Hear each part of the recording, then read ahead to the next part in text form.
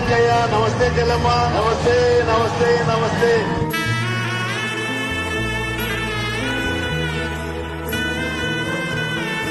పాలకుడు అంటే ఎలా ఉండాలో ప్రజాస్వామ్య దేశంలో చేసి చూపించారు డాక్టర్ వైఎస్ రాజశేఖర రెడ్డి గారు.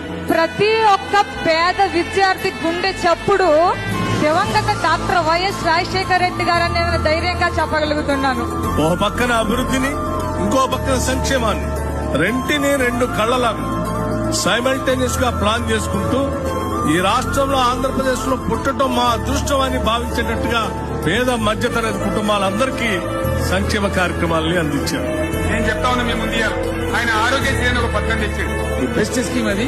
చరిత్ర ఉంది, చరిత్ర. ఇప్పుడు రాజశేఖర రెడ్డి గారు ఓ చరిత్ర ఉంది. నమ్మినోడికి ప్రాణం ఇచ్చేటోళ్ళు వైఎస్ రాజశేఖర్ కావచ్చు, జగన్మోహన్ రెడ్డి కావచ్చు. ధైర్యం ఉండేది. తను నమ్ముకున్న వాళ్ళ మనుషుల పట్ల చాలా కన్సర్న్ ఉండే మనిషి లోపల ఒకటి బయట పెట్టిన రాజకీయ నాయకుడు. అందుకోసమే రాజశేఖర రెడ్డి ఉన్నంత కాలం కూడా most of the Brahmins voted for Congress party.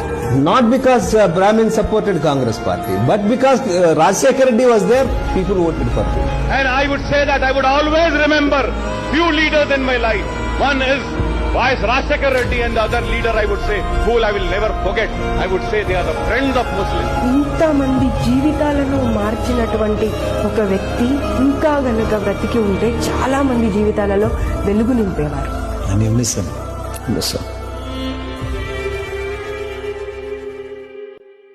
రాజకీయాలలో వచ్చినప్పుడు నానప్పుడు ఒక మాట అంటూ ఉండేవాడు, ఎన్నాళ్ళు బతికామన్నది కాదు ముఖ్యం, బ్రతికినంత కాలం మనం ఎలా బతికామన్నదే ముఖ్యము అని. ఆ మహానేత, ఆ దివంగత నేత, ఆ ప్రియతమ నాయకుడు రాజశేఖర రెడ్డి గారు చనిపోయిన తర్వాత కూడా ఏ రకంగా ప్రతి మనిషి హృదయంలో బతికే ఉన్నాడు, ప్రతి గుండె చప్పుడులో ఏ రకంగా బతికే ఉన్నాడు, అంతకన్నా గొప్ప పరిపాలన ఇచ్చేందుకు నేనున్నాను అని మీ అందరికీ కూడా ఖచ్చితంగా భరోసా ఇస్తూ చెప్తా ఉన్నా.